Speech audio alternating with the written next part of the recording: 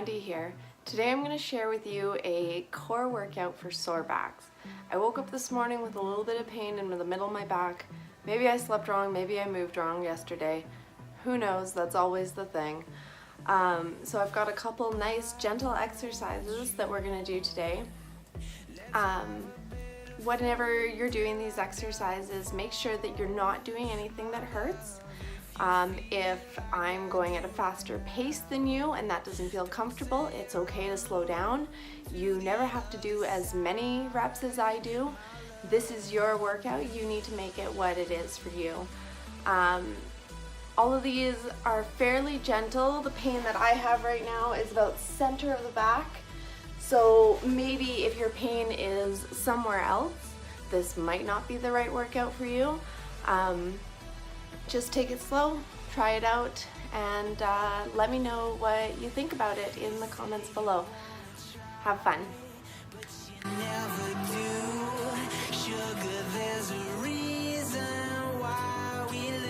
Today's workout will take about 10 minutes with 2 sets. We're going to do hip thrusts, dead bug, side plank, and bird dogs with a bonus mini band exercise at the end. I'm doing all these exercises down on my mat today, but if you find getting up and down off the floor to be difficult, you can do all of these exercises while lying in bed. Start out by laying down on your back. We're going to do some hip thrusts. This targets your glutes, hamstrings, quads, hip flexors, and lower back muscles. Start with your feet planted about hip width apart and lift your pelvis into the air, creating a straight line with your spine. I held this position for about 15 seconds before I decided to up the intensity by lifting one leg off the ground. You don't have to do this if you don't want to, but if you do, make sure that you keep your hips level and your core engaged. Hold for about another 15 seconds before you switch legs. Here you can see that this hip is not as strong as the other hip. This is one of my problem areas. I don't hold this position quite as long, and that's okay. You do what feels right to you.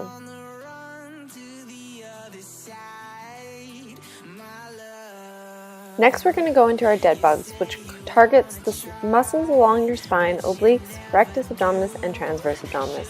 This also helps improve your coordination by creating a mind-body crossover. So you're going to start out laying on your backs, arms in the air, and legs up with a 90-degree bend in your knees. Try to keep your back planted firmly on the ground and your core tight. You're going to drop your right arm, left leg, and left arm, right leg. This is where the mind-body crossover comes in. The dead bug exercise works your deep inner core and helps strengthen your stabilizer muscles, thus preventing future back injuries. If you need to make it easier, keep your arms still and focus on your lower body, extending one leg down to the floor at a time. Once you feel stronger, more comfortable, incorporate the upper body. Next, we're going to move into a side plank. This targets your transverse abdominis, gluteus medius, minimus, and maximus, abductor muscles of the hips, external and internal obliques, quadriceps, and hamstrings. It's an all-over workout. Start on your side with your knees bent. If you want to up the intensity, straighten your legs, stacking your feet on top of each other. You can prop yourself up on your hand or on your forearm like me. I do this to take the weight off my wrist. Your forearm should be directly below your shoulder. Contract your core and raise your hips until your body is in a straight line from head to feet. And hold the position without letting your hips drop. I'm holding for 30 seconds before switching. Little pro tip for you. Puppies make this more fun. Make sure that you're engaging your abdominals at all times to keep your body rigid. Forget to do this and your body will likely sway and lose strength. The longer you can hold your planks, the better. Do these every day and you will notice a huge change in your core strength and back pain. Side planks are great for improving your balance and posture as well. To do a plank correctly, you must engage your abs to stay upright and your shoulders to support you. This helps strengthen the muscles that will help pull you into proper alignment. Proper form is very important when performing planks, and overdoing it could lead to injury. If your neck or lower back hurt while doing this exercise, this may be an indication of weakness in the upper or lower regions of your spine. If the core is too weak, the spine will sag, causing the compression in the vertebrae. So if at any point you feel like you're falling out of good posture, take a rest to avoid injury. Next, we're going to get into a regular plank, which targets your erector spinae, rectus abdominis, and transverse abdominis. You start with either your hands planted directly under your shoulders or try the forearm variation like I am. This is slightly easier and protects your wrist from injury. Place the forearms on the ground with the elbows aligned below the shoulders and arms parallel to the body at about shoulder width distance. Ground the toes into the floor and squeeze the glutes to stabilize the body. Your legs should be working in this move too. Careful not to lock or hyperextend your knees. If you need to make this a little easier, you can drop your knees to the ground. By resting your knees down, there's less stress on your lower back. Make sure you keep the head and neck in the line too, and hold for 20 to 30 seconds. Next, we're going to move on to our hands and knees for the bird dog.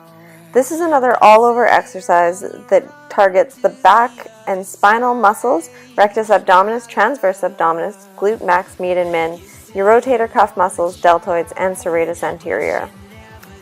This is the perfect exercise for creating core stability because it engages the abdominals and back muscles simultaneously. Begin on all fours with your hands directly under your shoulders and your knees directly under your hips. Pull your belly button into your spine, keeping your back and pelvis still and stable. Reach your right arm forward and your left leg back. This is another mind-body crossover which helps improve your coordination.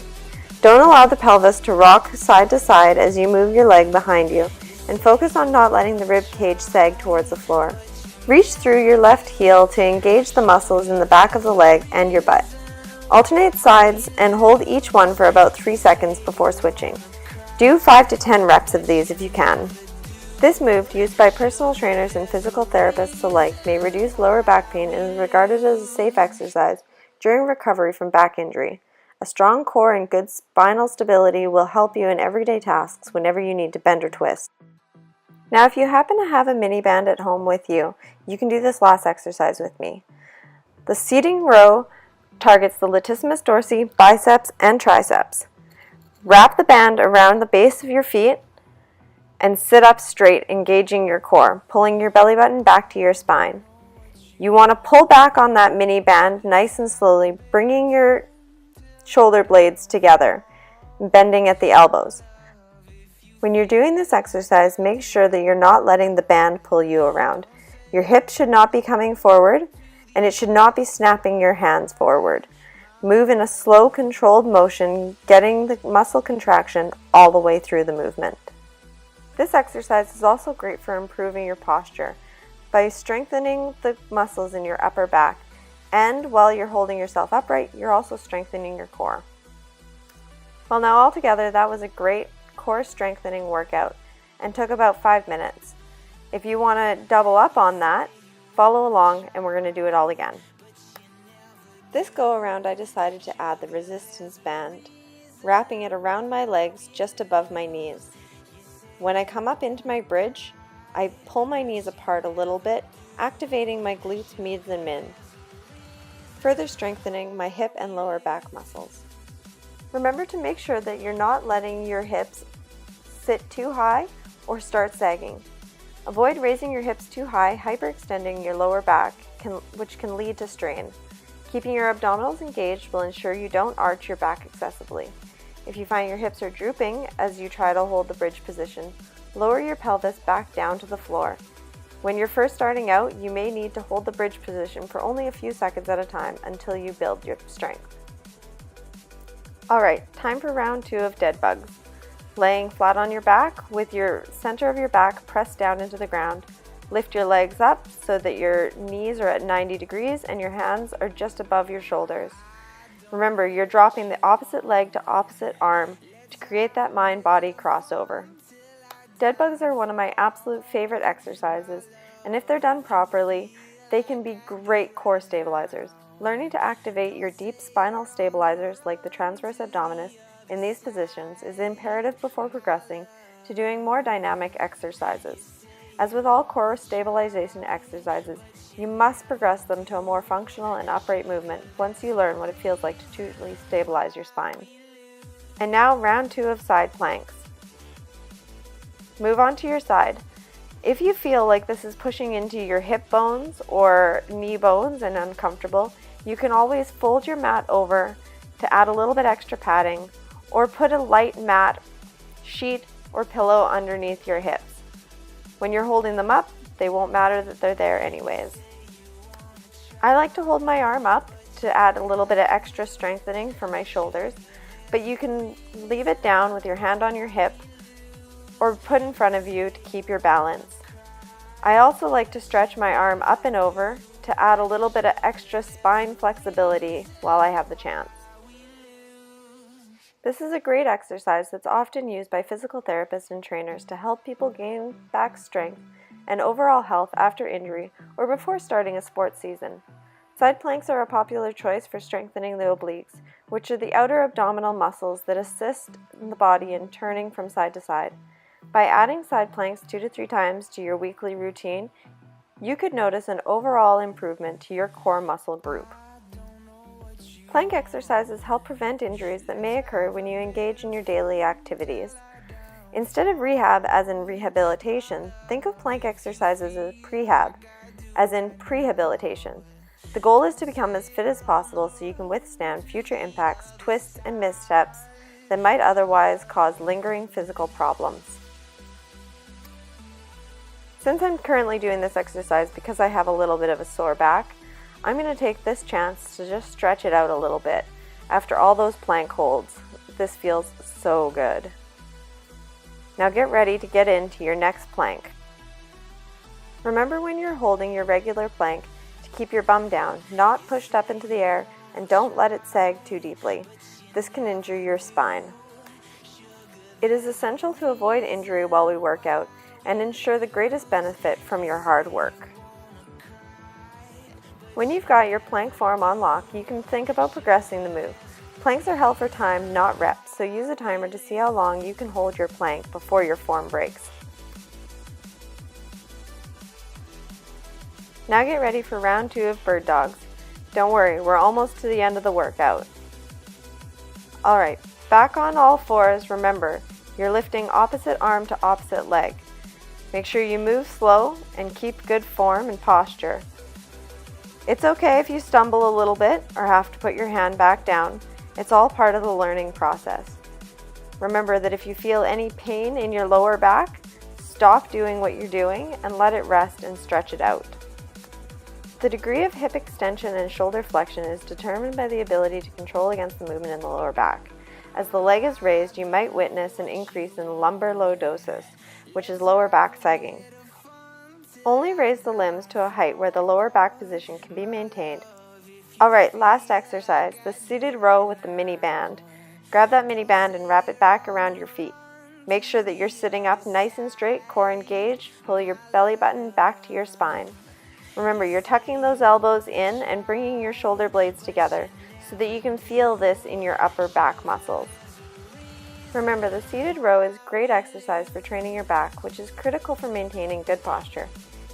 Besides strengthening the large muscles like the lats, mid and lower traps, rhomboids, and biceps, this movement will help restore and maintain good posture. If you're doing a good job moving your shoulder blades and pushing the chest out, you might find that your head wants to jut forward. This is a compensation pattern that you'll want to avoid. Focus on pushing your head back as if you're trying to make a double chin. So that was our core workout with back pain.